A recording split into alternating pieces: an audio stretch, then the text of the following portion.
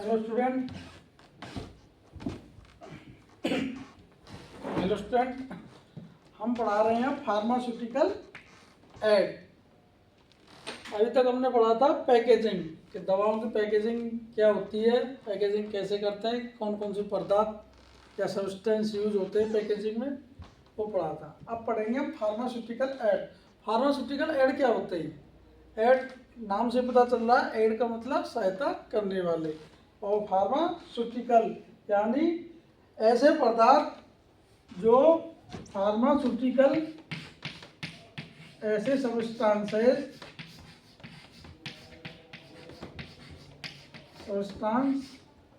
या पदार्थ जो किसमें हेल्प करते हैं, फार्मास्यूटिकल प्रिपरेशन में, फार्मास्यूटिकल प्रिपरेशन में हेल्प करते हैं। क्या करते हैं? हेल्प। वो क्या कहलाते हैं? Pharmaceutical aid. फॉर एग्जाम्पल,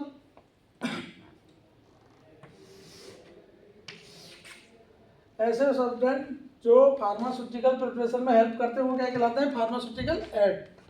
ये फार्मास्यूटिकल एड जो होते हैं इनका खुद का कोई भी प्रभाव नहीं होता है, या तो इनएक्टिव रहते हैं, अक्रिय, या फिर थोड़ा बहुत प्रभाव होता है। अगर प्रभाव होता भी है तो नेग्लिजिबल होता है, यानी बहुत कम।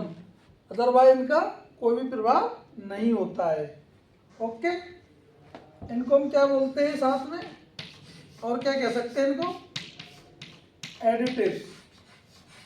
क्या? फार्मास्यूटिकल एड को क्या बोल सकते हैं? फार्मास्यूटिकल एडिटिव्स, क्योंकि ये ऐड किए जाते हैं। ओके, क्या होते हैं मैं बताता हूँ। कोई भी दवा है, हम दवा बना रहे हैं। क्या बना रहे हैं? दवा। मान के चलो PCM ही बना रहे हैं और 500 mg बनानी है किसी कंपनी को, तो आप देखेंगे 500 mg है, मिलीग्राम है। 500 मिलीग्राम PCM उसमें डालेंगे टैबलेट में, तो बहुत कम मात्रा में आएगी, उसकी टैबलेट प्रॉपर नहीं बन पाएगी। तो हम किसी भी फार्मास्यूटिकल एड का वो डोजेज फॉर्म क्या होती है आपको पता ही है, टैबलेट, कैप्सूल, सिरप, इन सबको, इंजेक्शन, इन सबको क्या बोलते हैं? Doses form. तो किसी भी डोजेज फॉर्म का, चाहे इंजेक्शन बना रहे हो, चाहे टैबलेट बना रहे हो, कैप्सूल या सिरप, इनके बल्क को बढ़ाने में भी हेल्प करती हैं। बल्क, इनके बल्क को बढ़ाती है, मास को। अब एग्जाम्पल बता रहा हूँ मैं, उससे समझना। PCM है, अब 500 mg की हमें टैबलेट बनानी है PCM की, तो हमें 500 mg कितना होगा? थोड़ा सा, तो टैबलेट बहुत छोटी हो जाएगी और ढंग से बन नहीं पाएगी पंचिंग में, क्योंकि जब पंचिंग होती है तो उसमें भी दवा थोड़ी स्टिक हो जाती है, चिपक जाती है। तो हम इसमें क्या करेंगे? हम मिला देंगे इसमें, मान के चलो टाल्क पाउडर मिला दिया, या मिला दिया इसमें सेलुलोज, क्या? सेलुलोज मिला दिया, या गैलेक्टोस मिला दिया। अब ये क्या है? अब ये गैलेक्टोस है, सेलुलोज है, इसके अंदर हमने 500 mg PCM मिला के और टैबलेट बना दी। ओके, अब ये टैबलेट बड़ी हो गई साइज में, क्योंकि ये भी मिल गई मात्रा में, तो ये वही काम करेगी। लेकिन जो सेलुलोज और गैलेक्टोस होंगे, इनका खुद का कोई भी बॉडी में जाने पर कोई भी एक्शन नहीं आएगा, यानी फार्माकोलॉजिकल एक्शन नहीं आएगा, यानी ये कोई भी रिएक्शन नहीं करेंगी शरीर के साथ। अब करेंगी मतलब थोड़ी बहुत मामूली से साइड इफेक्ट हो सकते हैं, हुए तो, अदरवाइज नहीं होते। आगे समझ में? फार्मास्यूटिकल एडों को हम एडिटिव्स भी कहते हैं, क्योंकि इनको ऐड करते हैं। फार्मास्यूटिकल एड जो होते हैं वो या तो अक्रिय होने चाहिए, ये जरूर याद रखना कि या तो अक्रिय होने चाहिए या फिर उनका प्रभाव बहुत कम हो। ओके, फार्मास्यूटिकल एड के गुण। एक आइडियल फार्मास्यूटिकल एड है, उसके क्या गुण होने चाहिए? ऐसे थोड़ी है कि दवाओं के साथ हर चीज़ मिला दी जाएगी। जैसे कलर है, मीठा करने के लिए स्वीटनिंग एजेंट, मीठे करने वाले पदार्थ डालेंगे ना सिरप में, तो वो सब क्या कहलाते हैं? एडिटिव। ओके। अब उसके गुण क्या होने चाहिए फार्मास्यूटिकल ऐड के? तो सबसे पहला गुण तो ये इनएक्टिव होना चाहिए। कैसा होना चाहिए? इनएक्टिव। इनएक्टिव या अक्रिय। ये इनएक्टिव या अक्रिय होना चाहिए, जिससे क्या है, हम कोई भी दवा ले रहे हैं तो ये अपना एक्शन नहीं दिखाए। पता चला हम दवा तो खा रहे हैं सही बीमारी को सही करने के लिए, और काफ़ी बीमार हो जाए दवा को खा के, तो ये कैसे? ऐसा नहीं होना चाहिए। तो ये कैसा होना चाहिए? अक्रिय, यानी बॉडी में डालते ही बॉडी पे कोई प्रभाव नहीं दिखाइए, और जो उसके संग दवा मिली हुई ओनली उसका प्रभाव आए। नॉन टॉक्सिक होना चाहिए। कैसा? नॉन टॉक्सिक, जहरीला नहीं होना चाहिए। कैसा नहीं होना चाहिए? जहरीला या non toxic. Non irritant, irritation करने वाला नहीं होना चाहिए। नॉन इरिटेंट होता है ना, इरिटेशन हो जाती है, रेडनेस वगैरह बॉडी में, एलर्जी टाइप में कुछ दवाओं से। और यह जो कोई भी दवा है उसके अंदर एक दवा के साथ कई सारे कंपोनेंट होते हैं, कई सारे तत्व मिलाए जाते हैं। जैसे कलर भी डाला जाता है ना। अगर कड़वी है ज़्यादा तो मीठा करने के लिए मीठे करने वाले तत्व डाले जाएंगे, और बहुत सारे तत्व डाले जाते हैं। तो जितने भी तत्व डाले जाते हैं दवा के अंदर, फॉर्मुलेशन बोलते हैं, डोजेस फॉर्म बोलते हैं। तो फॉर्मुलेशन के अंदर क्या होना चाहिए? फॉर्मुलेशन के सभी तत्वों के अनुकूल होना चाहिए। फॉर्मुलेशन के सभी तत्वों के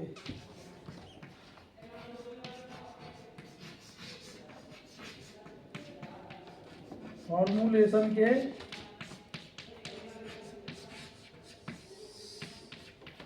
सभी तत्वों के अनुकूल होना चाहिए।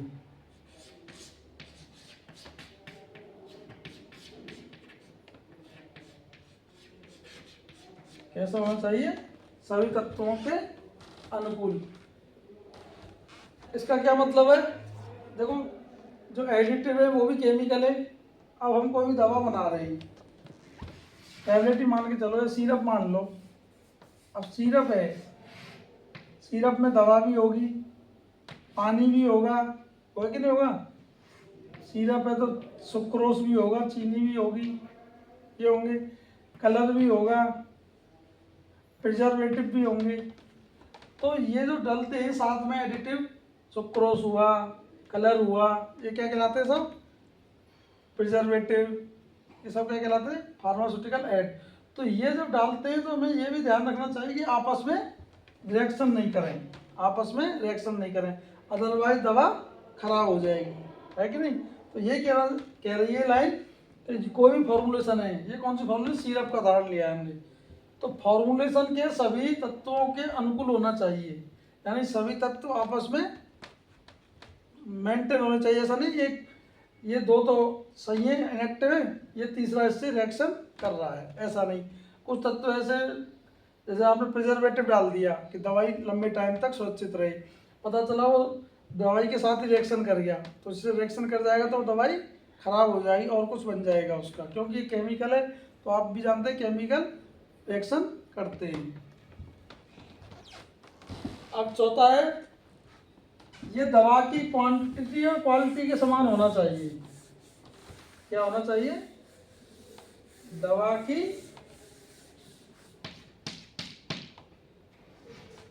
ये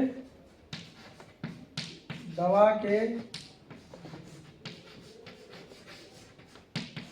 क्वालिटी और क्वालिटी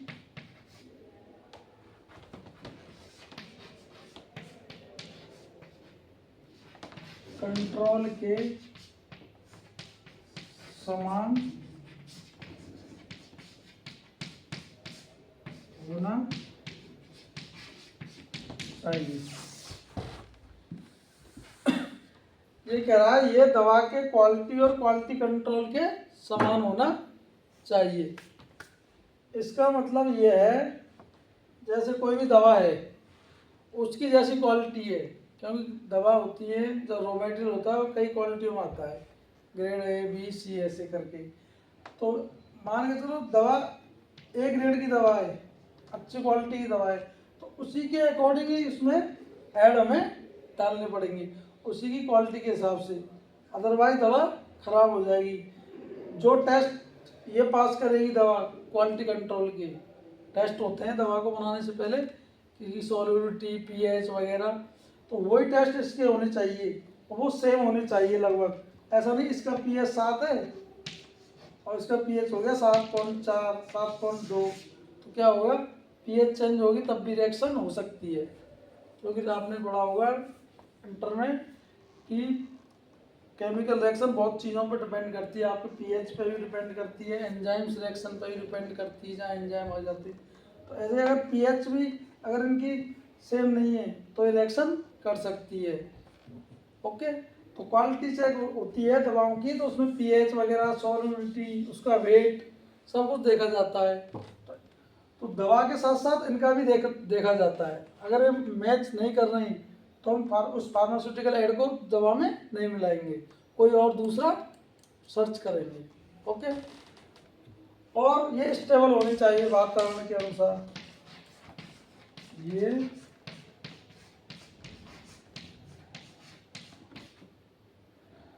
वातावरण और निर्माण के दौरान, मैन्युफैक्चरिंग या निर्माण के दौरान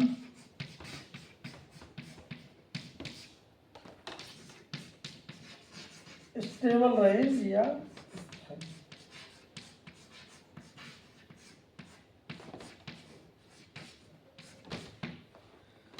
ठीक है। ये वातावरण और निर्माण के दौरान स्टेबल है स्थायी होना चाहिए रहे। इसका क्या मतलब है, आप हमें कोई दवा बनानी है और हमने उसमें एडिटिव ले लिया, कुछ सुक्रोज ले लिया मान के चलो, सुक्रोज मीठा करने के लिए, और पता चला नॉर्मल टेम्परेचर पे तो ठीक है, लेकिन जब उसे दवा को बना रहे हैं, सिरप बना रहे हैं, कुछ भी बना रहे हैं और हीट किया, दवा को गर्म करने की ज़रूरत पड़ी निर्माण विधि में, क्योंकि इनकी विधियाँ होती हैं आपको भी पता है, एक फॉर्मूला होता है हर दवा का अपना।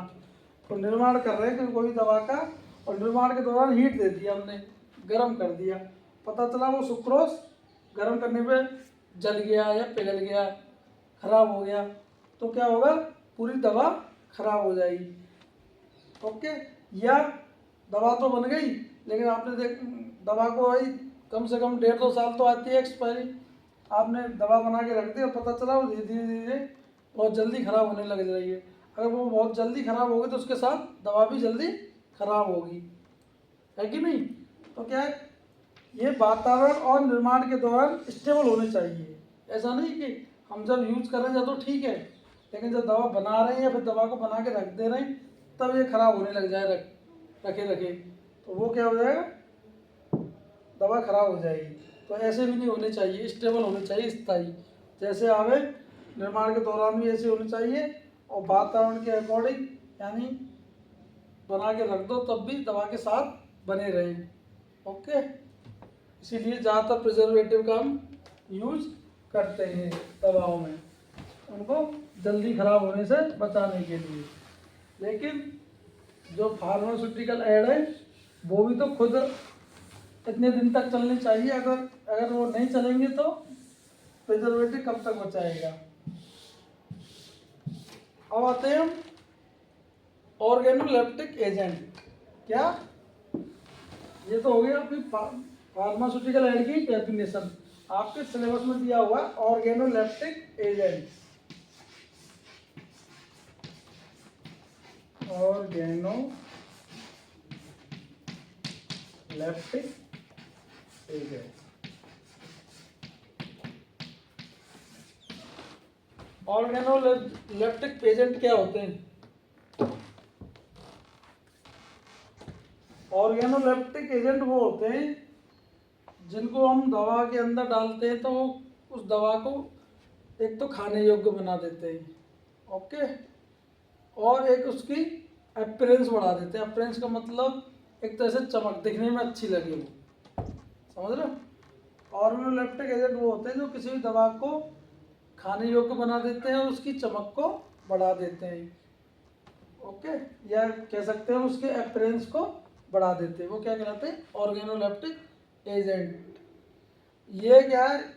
टेस्ट यानी स्वाद और रंग का मिश्रण होते हैं, यानी खाने योग्य बनाना है तो स्वाद भी चेंज करना पड़ेगा हमें दवा का इनको डाल के, और अच्छा दिखने के लिए कलर भी डालना पड़ेगा।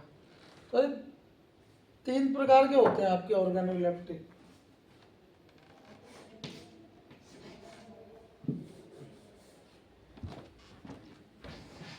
वो पदार्थ होते हैं जो दवा को क्या खाने में भी डलते हैं, दवा को खाने योग्य बनाते हैं, खाने योग्य बनाते हैं और उसके अपीयरेंस को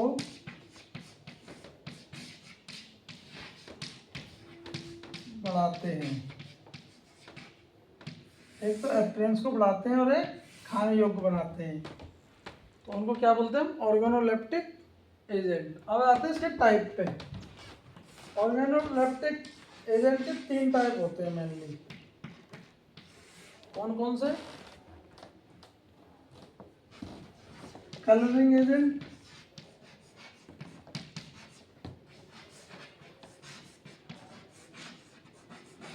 कलरिंग एजेंट यानी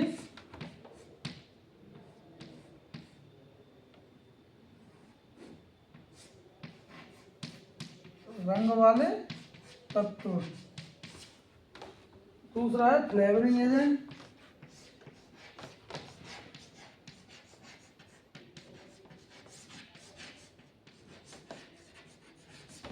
और तीसरा है स्वीटनिंग एजेंट।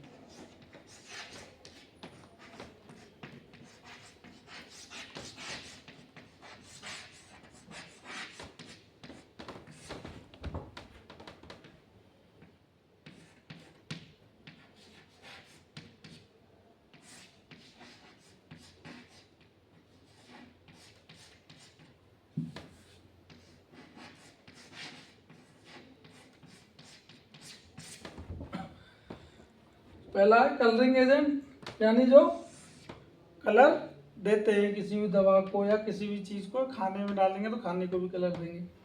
फ्लेवरिंग एजेंट जो उसकी गंध को बढ़ाते हैं, फ्लेवर बढ़ाते हैं। जैसे फ्लेवर आते हैं ना, कार्डामोम, इलायची फ्लेवर, और आपके कई सारे आते हैं।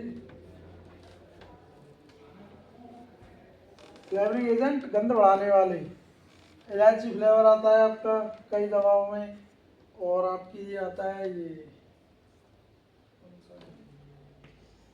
पेपरमेंट, हाँ पेपरमेंट फ्लेवर, पुदीना जैसा फ्लेवर आता है, तो वो सब क्या है? फ्लेवरिंग एजेंट कहलाते हैं।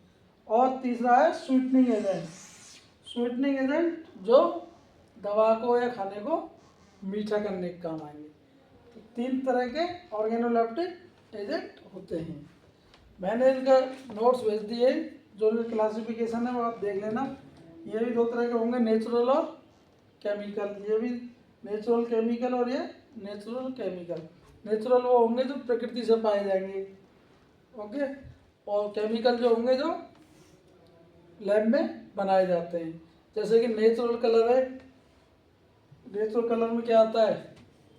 आपका बीट रूट है, बीट रूट, और आपका पालक है, इनसे कलर निकाले जाते हैं, बीट रूट से निकाला जाता है।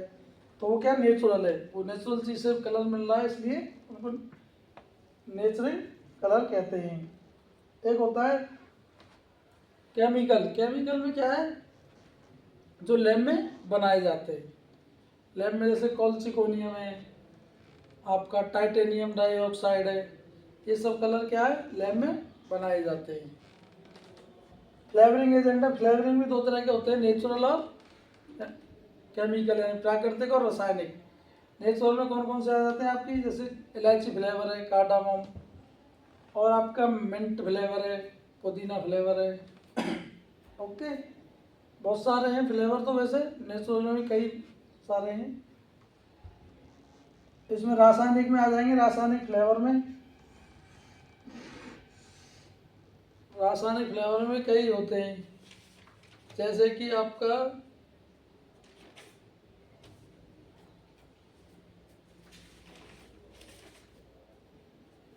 Methyl salicylate.